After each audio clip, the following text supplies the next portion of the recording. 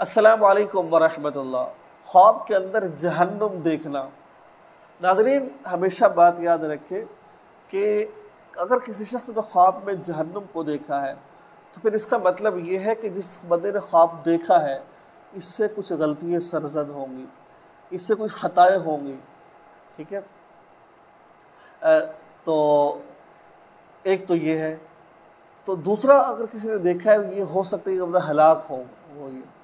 तो अगर ख्वाब देखने वाला, जिसने ख्वाब के अंदर जहन्नम को देखा है, अगर उसकी ज़िंदगी दीन के मुताबिक नहीं है, ठीक है, शरीयत के मुताबिक उसकी ज़िंदगी नहीं है, तो उसे चाहिए कि जो उससे ख़ताएँ हुई है, जो उससे गलतियाँ हुई हैं, जो उसने दो नंबरियाँ की हैं, उनसे माफ़ी मांगे अल्लाह तबारक व तआला से।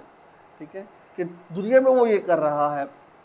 तो ख्वाब के अंदर जहन्नुम का देखना इशारा अच्छी बात की तरफ नहीं है। ठीक है, अच्छी बात की तरफ इशारा नहीं है, ये रंज और परेशानी की तरफ इशारा है।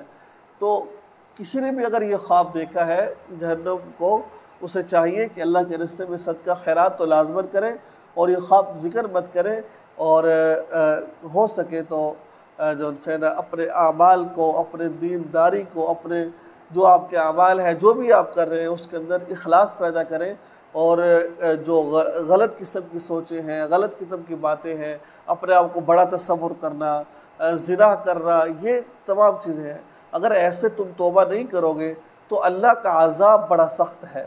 ठीक है, तो मालूम हुआ कि ख्वाब में जहन्नुम का देखना रंज और परेशानी का इशारा है। अब जब आपने ख्वाब देख लिया तो अब जिक्र मत करें किसी के साथ। अल्लाह के रब सदका खैरात करते आता है कि सदका जो उनसे बलाओं को टाल देता है। अगर उस वजह से कोई आप पर कोई परेशानी मुसीबत आने वाली होगी, अल्लाह तबारक व उस सदक़े की बरकत से उसको ख़त्म कर देंगे उसको। तो ये था, ये थी आज की वीडियो। दुआ में याद रखा करें, चैनल को